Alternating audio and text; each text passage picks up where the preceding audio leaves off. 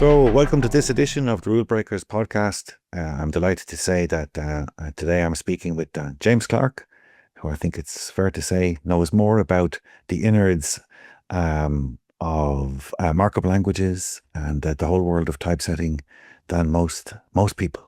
So, thank you very much for joining us today, James. You're very welcome. Thank you for inviting me. I'm looking forward to our trip down memory lane. So let's go all the way back. I think, was it 1990? How did you get interested in typesetting? I know the first thing that you did was GROF in the typesetting space. Yes. So I guess that's the starting point. And I guess I first got interested in the whole world of computers by I was at Oxford at the time and went into Blackwell's. And I bought two things that really were a foundational influence on my life. One was the Unix version 7 manuals, and the other was the tech book. And I started off programming, and I thought, well, what's a program that needs to be written that is sort of at the conjunction of my interests? And that was, well, at the time there was no GNU TROF, so I thought that would be a good challenge to tackle. Right. And then having done that for a bit, you kind of realize TROF is just completely the wrong way to do things. And because it's trying to be, when you have a macro package, it's trying to be both a markup language and a language and a style language and a language for programming pagination. And as a result, it's awkward for all three of them. Okay. And so, fixing for one is having a markup language. That sort of got me into SGML, and then fixing the sort of style bit got me into DISL. Right. And how did you originally come across? That was 1990. So SGML was about 1986. When did you first come across SGML? Even when were you even aware? I think there was a because the SGML working group had various names. It was WG8 and SC1 and something. So I think I just turned up to a meeting of the SGML. They were having a meeting in England somewhere. I don't remember where now. I turned up to a meeting and expressed interest and was welcomed, and the rest was history. That's not the rest of history. Right. That was the kickoff. I think I bought a copy of the SGML handbook. Actually, no, I remember how this is a long time ago. So I think what happened was Charles Goldfarb released Arc SGML, he called it. Mm-hmm. And that was the first. So I bought the SGML handbook because I thought, what's the way to fix what's the right way to do a markup language? And SGML at the time seemed to be like the right thing. So I bought the SGML handbook. And then there was this mysterious release onto the internet of Arc SGML. And it didn't say who it came from, or it was just this sort of mysteriously appeared.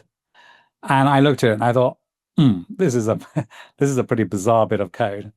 It sort of works, and it obviously knows a lot, but it's written in a pretty bizarre way, and had bugs, and just needed a bit of love.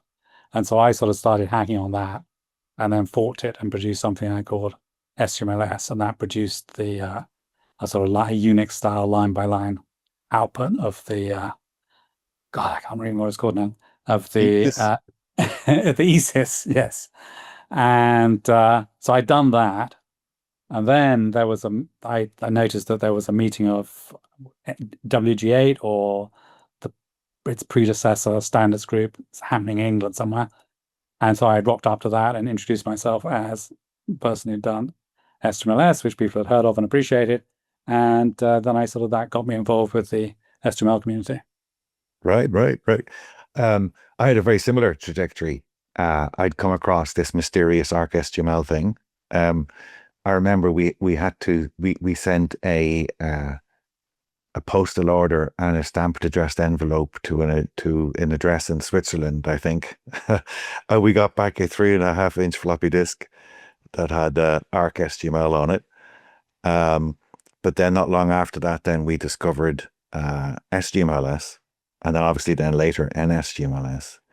But the thing that really got me hooked in it was I could see the complexity of what was going on inside the parser, and I thought, well, I'd best not tackle that head on. Loved the idea of just working with the ESIS output Mm. and leave the complexities of the parsing. But somewhere in the midst of all of that history, am I right in saying that one of my computer science professors in university was Dr. David Abrahamson? Um, Yes. Now that, yes, yes, I certainly, he was a, because it's all this has, they have these strange sort of international, you have your representatives of each company, like Mm. each country, like, the Olympics. And he was the Irish representative. right, And so we would meet up occasionally. It's sort of one country, one vote. It's all a bit right. of a strange system. Yeah, yeah, So we yeah. would occasionally come across him. I think he hosted a number of, at least one, I remember, very pleasant meeting Yeah, in in Dublin. Trinity. Yes. Yeah, I remember. I did similar to you. To you, I just turned up I was just as an observer, you know, Mm. uh, listened to Charles, hold forth on what he was working on within within the SGML world. But what happened with David Abramson, in my case, was I had decided for a variety of reasons that I would do computer graphics rather than compiler design in my later years, and some members of my class who were very gung ho about the idea of creating their own programming languages were underwhelmed with the idea of working on an SGML parser, which Yeah, it's not a very fashionable thing to want to work on. It sort of eschews or all the norms of indeed. computer So grammars and things. SGMLS was basically a modification of the underlying Arc SGML code, but Right. NSGML was a clean sheet Clean, of paper. clean. Right. Trying to fix the limitations of ArcHTML. Right, right. And Uh, but when it then came to the whole typesetting side of things, I mean, how did that become an interest of you? Had you a specific interest in fine typesetting or typography or whatever that led you to apply your skills to Well, that? I think that started off with being, I first of all got interested in tech Hmm. as a tech book. And I wrote, actually, I think the first bit of open source software I wrote was a DVI to PostScript driver. Okay.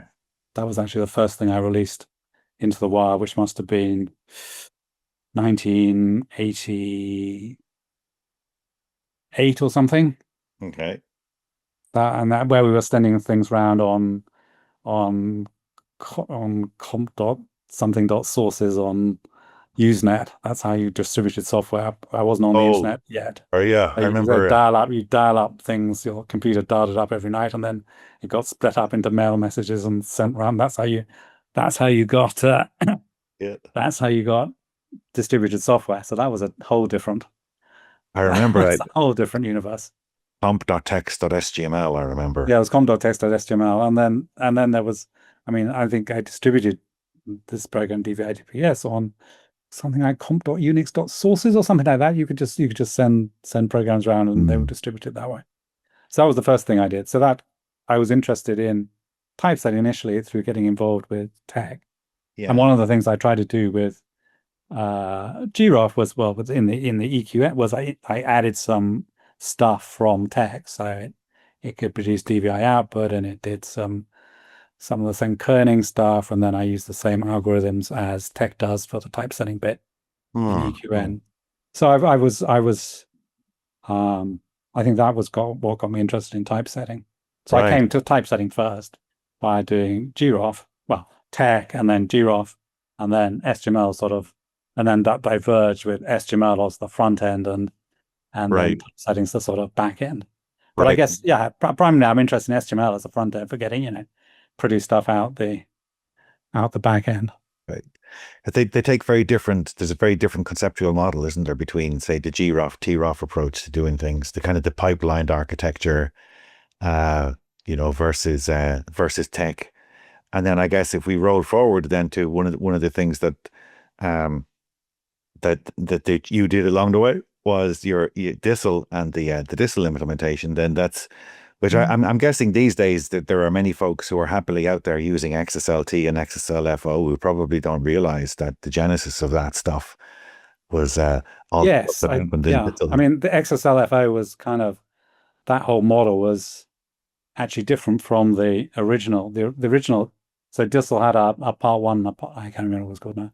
As a part one and a part two, so the kind of the styling bit, and then the the back end bit. And when I initially got involved with Diesel, the back end bit was completely different.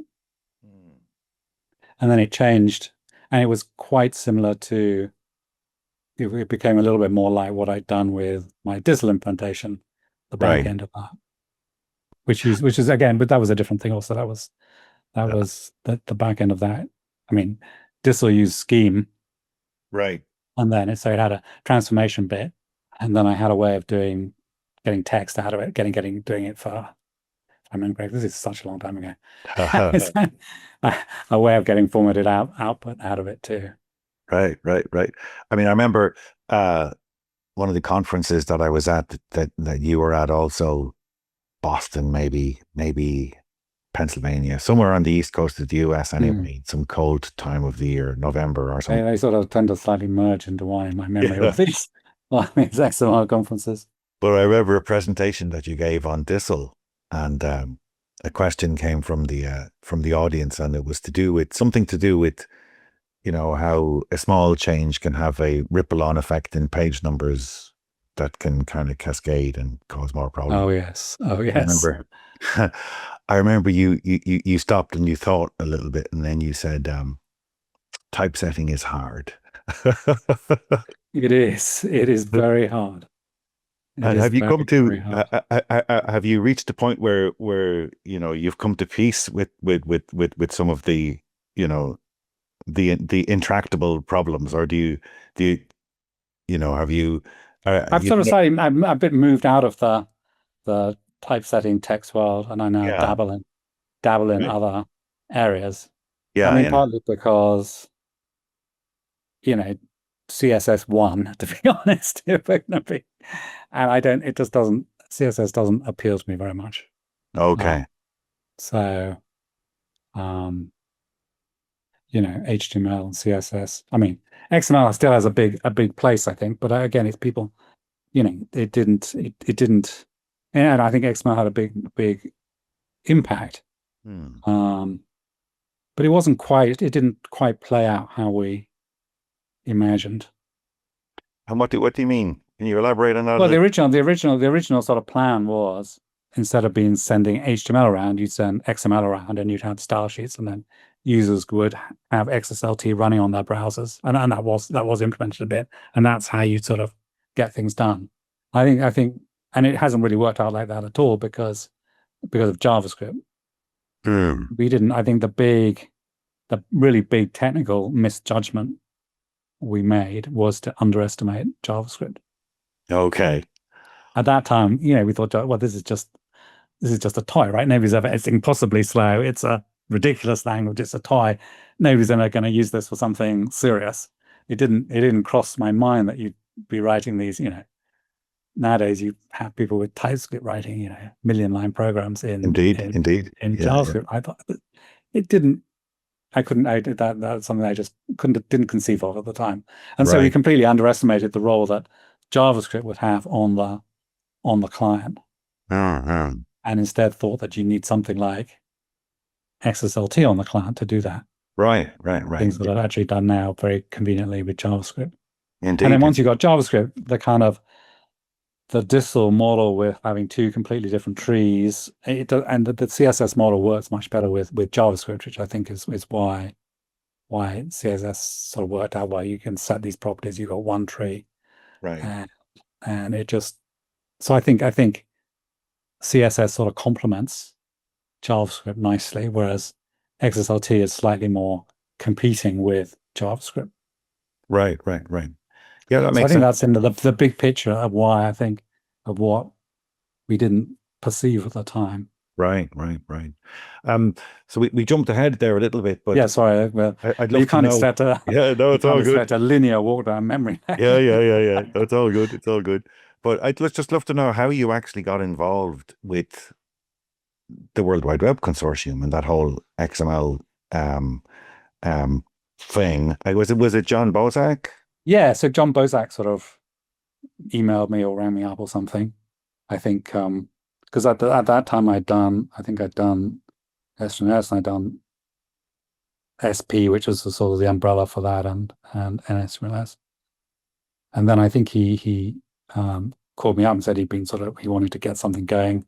He thought this is a good opportunity to get HTML more into the mainstream.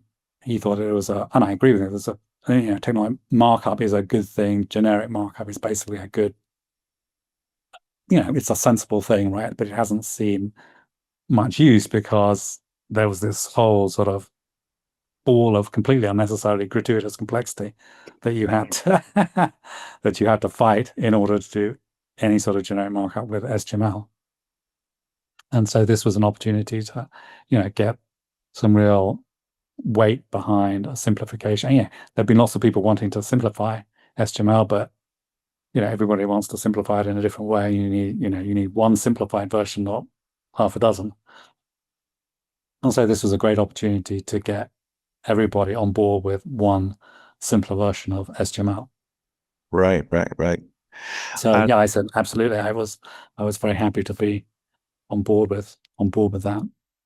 and at what point did Unicode enter the picture? Were you involved in that side of things? Because SGML had No, I wasn't. But I mean, also I'm interested in Unicode, but I haven't had any big involvement in Unicode. But it was a given. I think at the time that we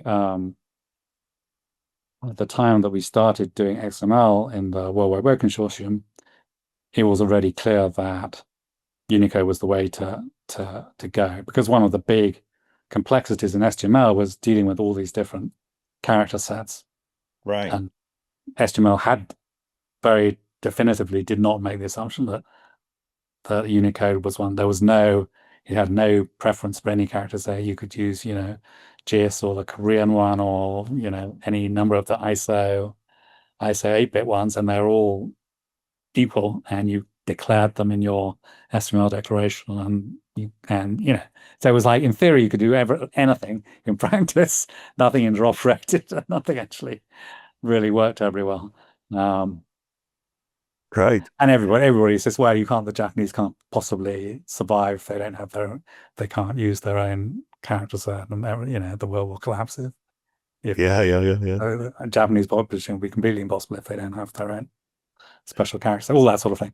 Anyway, yeah. so the HTML was big on having, not mandating Unicode. And were you I think XML at that point, I guess it was a little bit controversial, but I think most people saw that Unicode was definitely the way to go. I right, think we should have actually gone a little bit further, because we said, you could either do UTF-16 or UTF-8, and we should right, have just said UTF-8, UTF-8. right, right, That would right. have simplified things a lot. Mm. And in terms of the pruning of SGML, what are your recollections of that? I mean, I'm just curious. I mean, were you developing a simplified parser at the same time as you were thinking about the pruning, or did all the pruning happen and then code started I to get think I did a Java one. I'm not sure if I did it simultaneously or not. I don't remember. Initially, I did a one in Java called, I don't know what it's called now. I wrote a Java parser in for XML, and then I did XPath, which was a more sort of engineered one for right, performance. right, Um, I don't think I did that shortly. I mean, I think I had it ready because the W3C process takes longer. It's not a huge bit of software, so I think the W3 process took quite a bit longer than implementing it.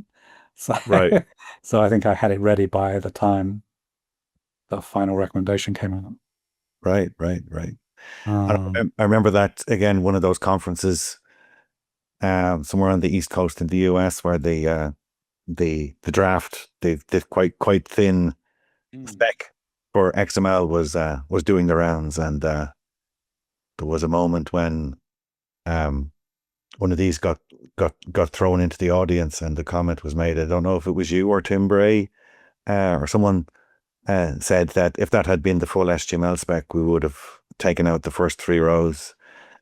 Sure. It was a hefty document, the HTML. Well, it was, I mean, the HTML handbook was a hefty document. The HTML spec was, oh, but it was just unnecessary. I mean, even XML now, looking back, feels like it has a lot more than it needs. Right. But partly it was a political thing. What could Sure. everybody live with? What was the smallest thing that we could get everybody on board with? Right. Right. Right.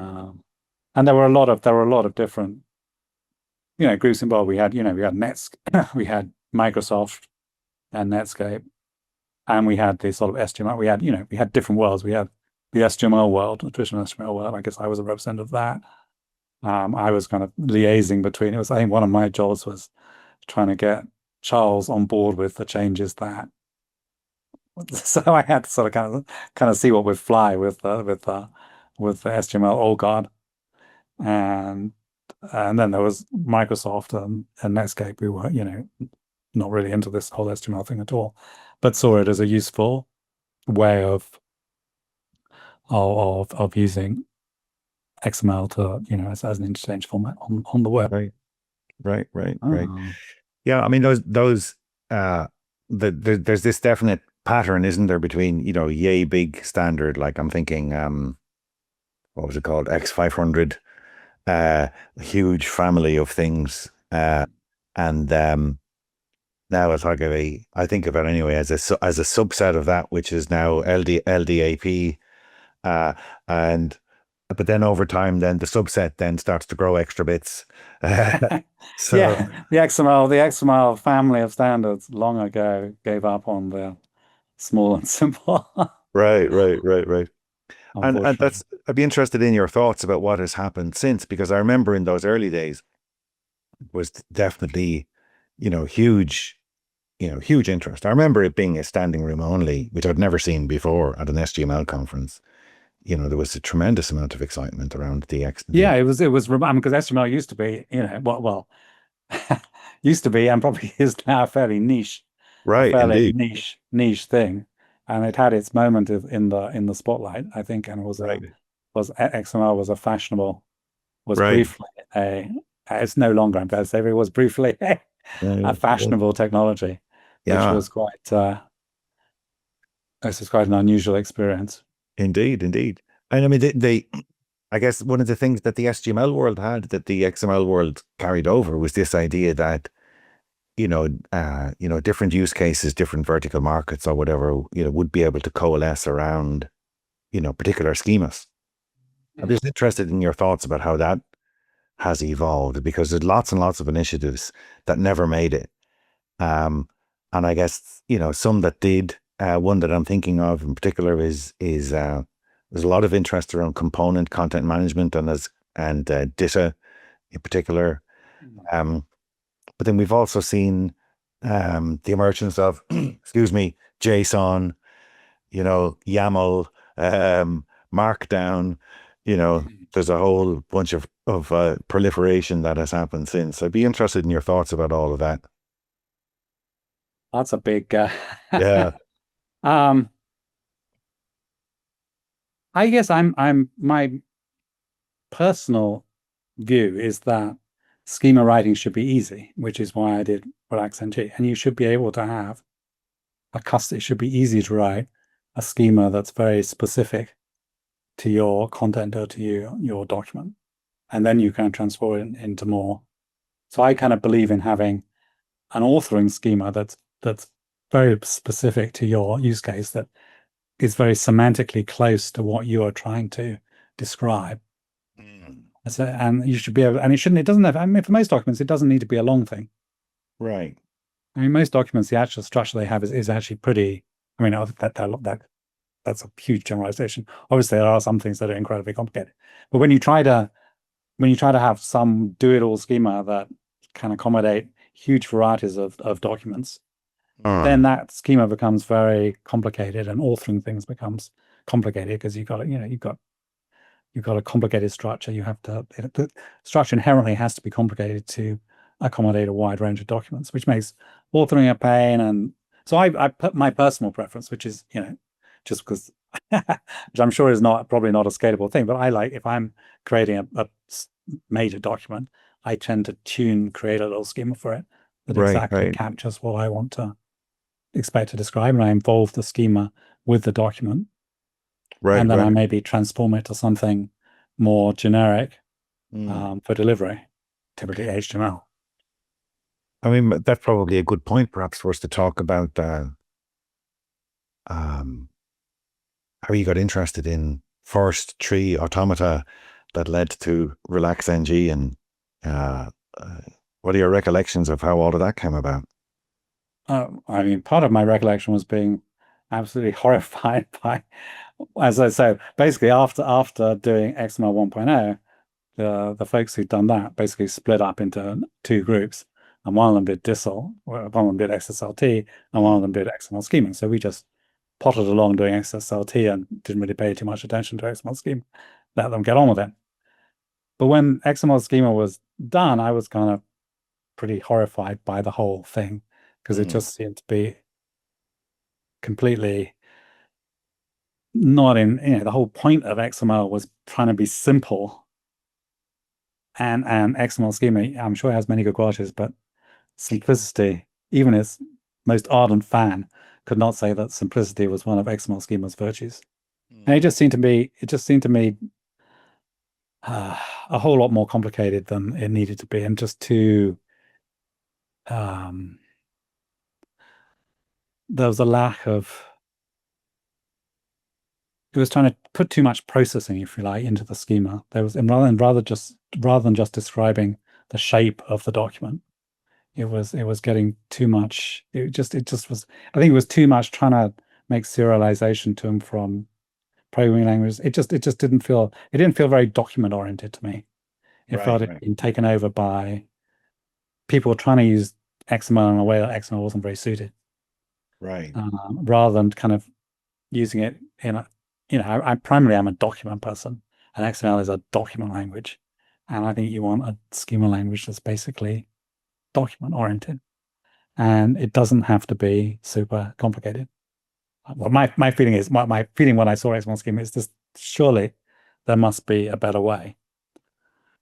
And then the next sort of, the really moment that sort of grabbed me was seeing XJuice. XJuice was uh, it was a programming language for XML done as a PhD thesis by a Japanese person whose name I am not going to be able to remember. A very smart Japanese person whose name, um, unfortunately, I can't remember now. Anyway, Mako, XJuice was a thesis Makoto done. Murata, is it, or Murata-san, or is it? No, no, no, No, it's not. someone else. It's a colleague of Murata-san's, but not Murata-san. Aha. And anyway, so he's done as a PhD thesis under Benjamin Pierce, who's a big name in the world of programming languages. Anyway, and it just had this incredibly simple way of describing XML types. Just in terms of, it used a non-XML syntax, and it had basically the same way of describing types that is basically very similar to what you see in RelaxNG, which is tree automata. Although I didn't know it at the time. That was one.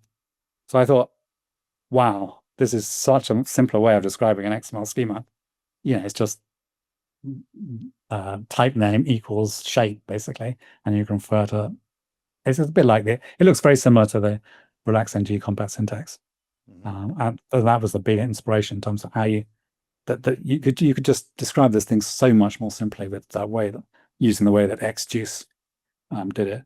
And another big inspiration was, I came across a paper showing how you could, an old paper showing how you could, using showing a different implementation of regular expressions, which included some operators like interleave,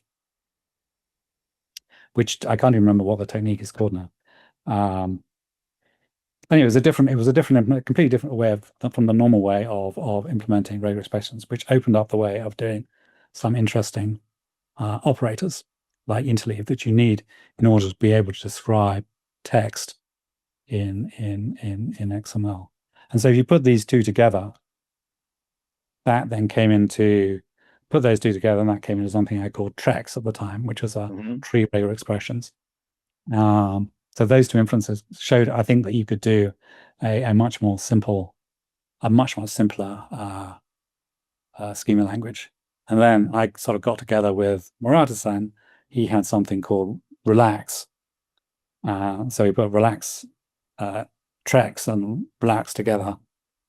I think it's fair to say the semantics are much more like Trex. And we called the result Relax NG, and that was that was how that came about.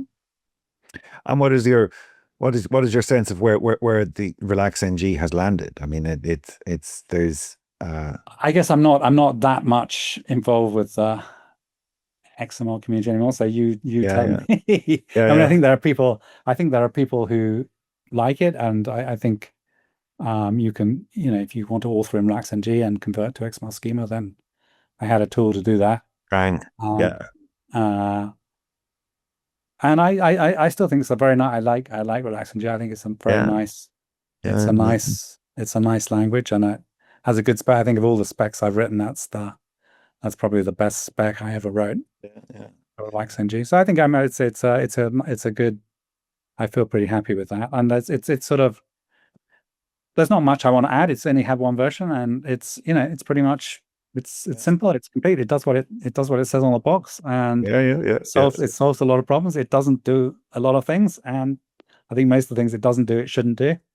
And and you know, it's not obviously. I think big XML wants to use XML schemas because yeah, that's the yeah, W3C standard. But I think it's done pretty well for a kind of basically it was started off as an independent project from me and Murata-san, and we got it through to be an ISO standard. And yeah. it's kind of nice that one of the nice things about the ISO world is that it's in some ways it's a meritocracy. At least the WGA part of it, or SC1 or whatever it's called now, is a meritocracy. If you show up and you do the work and you show that you're competent, then you can make things happen. Right, right, right. Individual experts can have a big role in ISO, in at least in Indeed, the yeah, bits yeah. that I were involved in. And it's less, whereas W3C individual experts can have a big role, but it's still there's a lot of dominance by the big companies in W3C, and it really went south with what WG, where that's just got completely taken over by big browsers, and yeah, which is why the world is. Uh, So don't get me started on HTML standardization. when I first, it was just love at first sight when I saw the Relax NG. I think you had a tutorial up on your website, and I mean, from the moment I saw it, I basically gave up handcrafting, DTDs and XSDs, and just used Trang. Um, it was just so, as you say, so simple and so elegant, so easy to read. I mean, the other I hate anything where I write it and then 6 months later I revisit it and I'm looking at it and saying, well, what idiot wrote this and what does it mean? You know, there was it had a self-explaining nature. I never found myself needing to load in lots and lots of comments into Relax NG schemas. And did you use the compact syntax or the XML Oh, the syntax? compact syntax, yeah. Yes. I think that was the other lesson. I think that it kind of at the beginning it seemed as well, XML, we should obviously an XML schema should have XML as its syntax. It seemed just like XSLT. Obviously, we're doing a translation XML. XML can express that. Therefore, we should write in XSLT. And that seems sort of like something so obvious it wasn't worth questioning at the time. But I Mm, think in retrospect, it's not. When you've actually seen how much nicer it is when you don't right. use XML, then it becomes much less obvious, I think. And I think XQuery did the right thing to that by not going for an XML syntax. And it's much better for it. I think XQuery. I like XQuery. I mean, Mm, XQuery is a very nice language, I think, also. And I think mm. it gets a lot of mileage um, through not having an XML syntax. And Right. that's one thing that disappoints me about the JSON world, I guess, is that they've got JSON schema and it's written in JSON. Oh man, is it hard to read? It is painful. Yeah, It yeah, is yeah. so painful. And it seems, I mean, I like JSON, but JSON schema, I mean, they've learned, I don't think they've learned very much. I don't think they've learned very much from the world of XML schema, both in what to do and what not to do. And I thought that what not to do is you don't have to write the schema for a data format in that data format. It's okay. Yeah, yeah, yeah, yeah.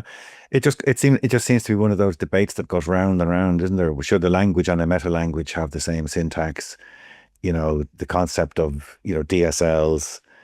And one of the things I've always liked about, TROF, for all of its, for all of the limitations, I like that idea that, the thing for expressing equations could use a syntax specifically for equations. Mm. And the thing for handling tables could have a syntax, specific for tables, as opposed to trying to, you know, at one end, create a kind of a Tower of Babel, one, Uber language that had all of those in it, with all the complexities that that brings, or on the other end, try and do everything in something super, super low level. So now everything is possible, but everything is also I hard. guess you have that a little bit in the, I mean, you have SVG for the pick equivalent is SVG, the EQN equivalent is MathML. I guess there's Mm. no, the TBL equivalent is, well, I guess GitHub Markdown for tables or Right, right, right, the right. Yeah, yeah. nearest equivalent. Mm. Uh, So one of the things that you touched on there about XSD, W3C XML schema, um, was it added lots of stuff to do with validation of data types. There's like, I don't know, half a dozen different ways to express a date, and yes, I don't mind that. I mean, having a vocabulary for, I think the part two is not so, but I think that's part two, right? Of XSD. I think that's not too bad. I think you essentially need a validation. I think if you're doing XML, you're going to have non-XML at some point. You're going to have stuff, you can write, you can have a date and you can break that down into, year, month, day, but it just gets so painful. At some point, you want to go to strings and have some right, conventional formats. So that's fine. I mean, I think they've gone slightly overboard in some of their things, but I don't have a big problem with XSD part two. right, We leverage that for we leverage that in Relax NG. So I think that's fine. I think the bit I'm not a fan of is part one, right. the structure types.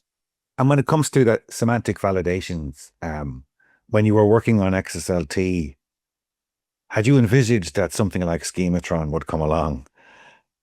Schematron, when I, Yeah, I oh, mean, yeah, I think I had envisaged this that you could use XSLT to, I mean, you can write an XSLT style sheet to do validation. I think we did. I think to remember we okay. added some excess. I can't remember what the element. It's so long since I've written XSLT, but Mm, we added an element so that you could do that. So that was certainly, yeah. I mean, yeah. I think using XSLT to do validation is great. yeah, it's one of I don't think you want to. I mean, I think you want to do it. I prefer doing it for things where you can't use it with a grammar. I still think it's good to have a grammar where you can have a grammar because it guides your editing much better. right, right, right. But I think for other cases, I think having something a bit more declarative, having something like where you're leveraging the patterns in XSLT to do things a bit more declaratively than just Mm, writing mm. code is great. And XPath kind of developed the life of its own in a sense, hasn't it? In it as a kind of an addressing language to pick out. Yes, yeah, that was a Microsoft.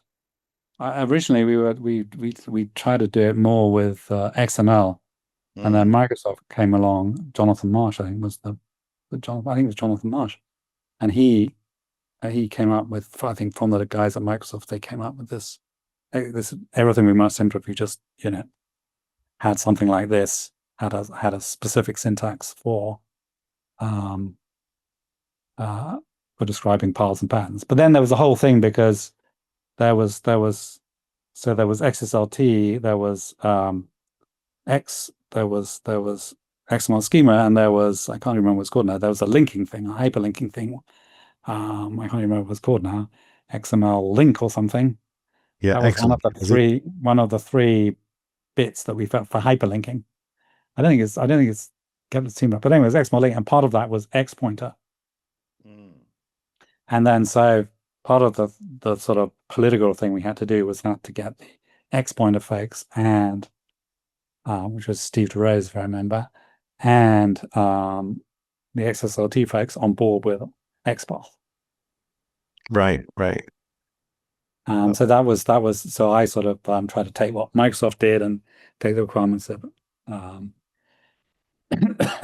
from it called X-Link? I can't, God, I can't remember what it's called now. I think it was called X. Was it called I think X-Link? Probably it was called X-Link. X-Link. It was something that had X in it and had link in it. I Yeah, can't remember what XML link or X-Link.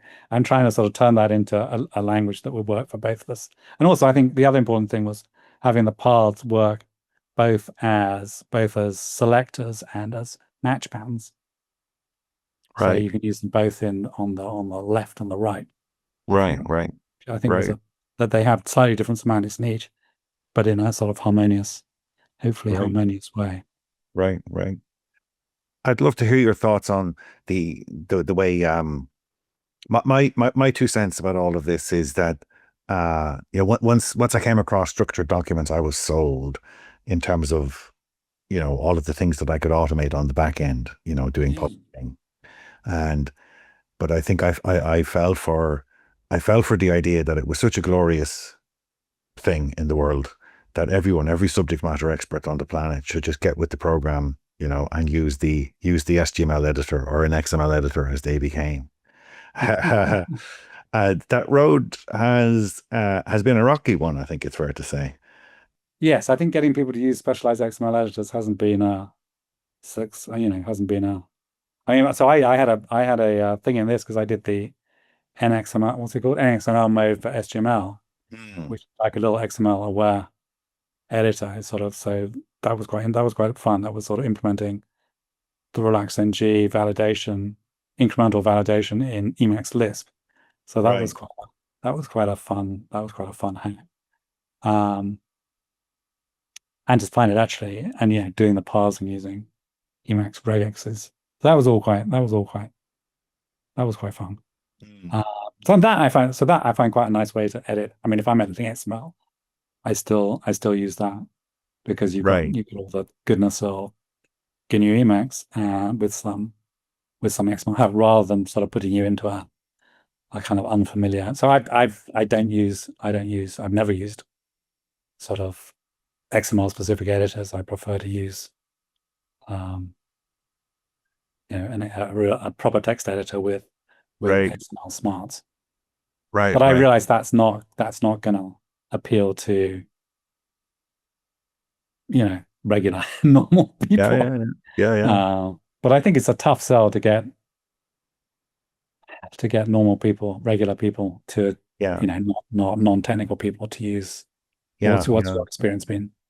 Well, my experience has been exactly the same, and we still come across, lots of, Arbortext Epic Editor Ah, installations that's that a have been there. So, that's yeah, well away. 15 years ago, 20 years ago, or whatever they were put in.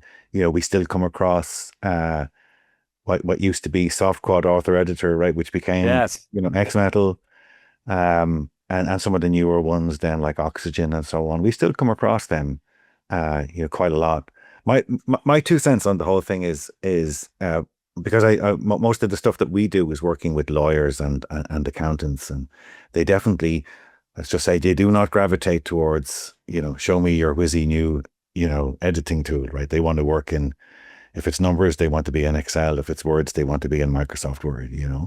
Um, what I found is there seems to be a disconnect, I think, between the kind of XML model, which is that the document has this lovely structure if you just fill in all the bits in the right hierarchical order, uh, and the reality of how an awful lot of those subject matter experts actually create content, which is much more fluid and messy, because they're not quite sure. A lawyer might have 5 different ways they could draft something, so they're playing with Mhm. ideas. Once they Well, find, I mean, how about legislation? I thought legislation was one area where Yeah, You really want the rigor of of you, the structure absolutely. Yeah, yeah, you and absolutely do. all the amendments and all that sort of stuff. You really, and it's Yeah, a high value thing that it's worth, you know, if you want to, and you can sort of to some extent enforce that because you've got a central body controlling the thing. And enter if they body. say Yeah, you yeah, shall yeah, use this schema, then you yeah, have some yeah. hope of It's getting very people to true. do. But what we found is 'cause we do a lot of work with drafting attorneys and working in Yeah. let's say, environments. Is that again? It's the conceptual model that the drafting attorneys bring to the task is somewhat different, right? In their minds, there's all of these options, right? And they're Mhm. playing around with different options. And then once they finally decide on how they're going to do it, well, I could repeal this and this, or I could just amend them, and then I could put this in with a future effective date. And all of this stuff is going on in their Mm. heads. So they need an environment that allows them to be messy, if you like, as the content Mm, is being mm, created. But mm. then once they've decided on what they're going to do, what they produce is incredibly rigorous and really highly structured. But most of the time when it's a work in progress, it is not in that, final beautiful form. It will be. And how then do you handle the? How do you accommodate the messiness of the working Well, process? That must be quite yeah, challenging. it is indeed. The way that we do it is we try and facilitate them working from within a Microsoft Word environment as much as we possibly can. But then behind the scenes, we embed all sorts of things in the docx format to capture the semantics of what's going on. Um, and then That sounds pragmatic but fragile. fragility used to be a massive problem in doing it that way for sure. But now with the Office 365 JS, we could basically do this with, these are Yeah. basically web applications. Okay, so you got full JavaScript now again. Yep. I And we see. can do Okay. anything we like, obviously, on the server side of the web application then. Um, and then also, even in terms of like, if we're doing something that is, uh, let's say occasionally we will need to have fine control over mixing portrait and landscape pages, have control over line numbers.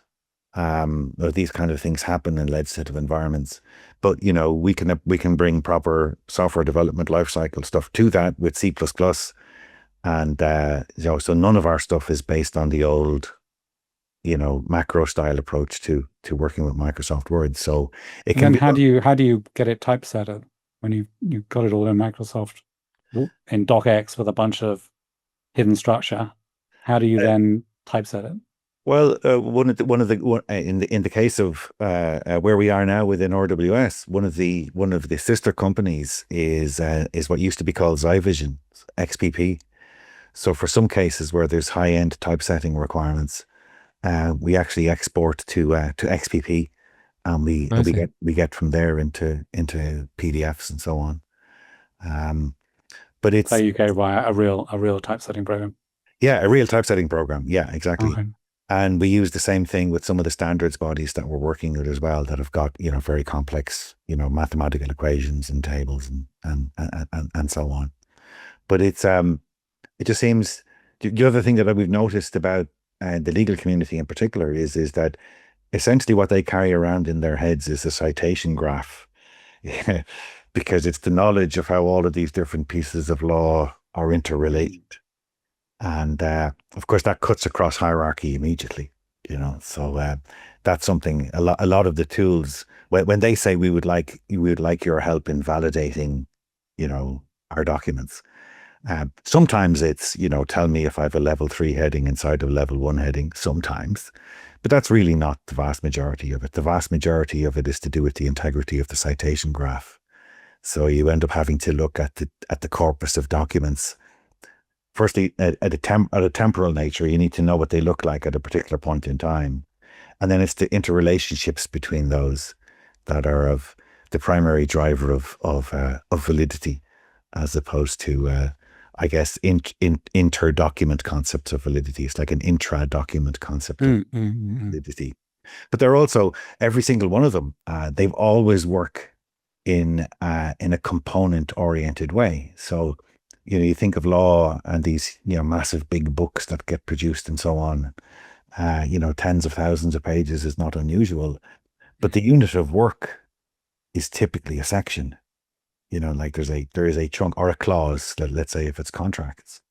Um, so I remember, I don't know if you were probably there. Was it John McFadden from Omnimark Yes, John Technologies? McFadden, I remember. He was on the Thistle. He was on the John. No, no, sorry, I'm missing him out. I'm not sure I ever met John McFadden. But he presented the paper one year at one of the STML conferences called Microdocument Architectures. Mm. And I was speaking actually to Elliot Kimber recently about the evolution of DITA and the Darwin information typing and how that came about within IBM. Um, and uh, that's kind of where we've landed, really, in that world of components and trying to create author-edited experiences that recognize the nature, to recognize the fact that these things they're not novels. These are technical documents with deep connections into other technical documents. And then So you another water one. these things as a bunch of individual, each section is its own XML document, and you build Right. tooling sort of helps assemble these together into. Yeah, and yeah, at various points, then to take a Ted Nelsonism, we transclude them, right, into some sort of linear representation for the purposes of PDF productions and so on. But they spend the vast majority, they spend their author edit life cycle as components. Um, and I think that idea is getting more and more popular with what's going on at the moment. I mean, it would be very remiss of me not to ask you about what you think about all of the brouhaha at the moment about large language models and knowledge graphs and so on. Uh, is it does look as if one of the first things that surprised me about that is before I really noticed, uh, I found that a bunch of these large language models that can do things like reverse engineer content out of PDFs into some sort of structured format. The native language for doing that seems to be Markdown. Uh, Yes, so Markdown yes. has come from left field to a degree, out of README.md in GitHub, and is now seems to be a first class citizen in AI land. Yeah, What do you Markdown think is of that? it's remarkable how much Markdown has. I mean, it does impossibly incredibly little. It does incredibly little, but it Right, gets a lot of mileage out of doing very little. Um, right. I mean, I use it. I mean, I use it every day. Um, um, it's just slightly disappointing that I mean, there are good things about it, but it could have been a little bit more extensible. That could have been a little bit more standard. You've got all these different flavors of Markdown that do things slightly differently, and there's the very weak sort of extensibility and trying to get things that produce documents that work on different versions of Markdown, and it's Yeah, I have a lot of respect for Markdown, and it does it's a remarkable achievement, but it could have been a lot. It could have been a lot better with indeed, indeed. a little bit more cooperation and standard, a little bit more standards work. It could have been a lot. It's a slight deficiency of standardization there, I think. One A of the little bit of things that standards involvement would have been quite good there, I think. right. I'm wondering if it might happen yet, because I mean, obviously there's a tremendous amount of interest now around every revolution, brings with it a whole bunch of new acronyms and like MCP, for example, Mm. something that a lot of folk are talking about. Serialization formats for knowledge graphs is another one. Um, maybe there'll be a W3C equivalent um, that will form at some point here to try and I bring. think XML is still, I mean, I believe like what do people do? Claude, Anthropic, right? I think they use a lot of XML Right, under the surface. So I think XML you still need. I mean, maybe they don't want the full XML experience, but the LLMs very much need the concept of markup of their text, and they want to distinguish. They have text with, you want the response and the, it's they need markup. I mean, they right, probably right, have um they probably have rather sloppy XML. right, right, But right. and I was actually just reading about a new XML library written in Python called, I think actually called sloppy XML, which was written completely by an LLM apparently, and allows processing a processing of fixing up arbitrary crappy XML produced by LLMs, which I thought was interesting. Wow. So I think XML I think XML certainly makes a lot of sense Right. for in the LLM world. Yeah. Um, And as Tim Bray pointed out to me when I spoke to him recently, uh, WhatsApp messages are all flying around the oh, I place didn't know that. as Okay. XML, and then being processed in Erlang. Which is That I think I knew, but I didn't know they were XML. Okay. apparently so. Yeah, apparently so. Yeah, I mean, it's there's a lot of XML on the surface that you just don't. Yeah, that's right. docx, right, is XML Right, on the right, right. surface. I mean, people don't know it, and I think it's fashionable to be dismissive of it, but I think there's a lot of the world runs on XML and will continue to run on Yeah, will yeah. continue to run on XML. No, I Often agree. it's more than you need, and a lot of my things I tend to use JSON these days. It's enough. JSON for data oriented stuff where you haven't got mixed content. I Ah, think JSON is a really nice fit. indeed. I think when you got documents, then I think, and you want a bit of structure, or you got very large. I mean, once JSON gets beyond a certain size, it becomes pretty certain size and complexity. It's not so much size; it's complexity. Once you get beyond a certain level of complexity, I find JSON very difficult to work Right. with. Well, James, it's been an absolutely wonderful hour talking to you. Yes, I've enjoyed. It's been nice to think back on things I haven't thought about for quite a long time.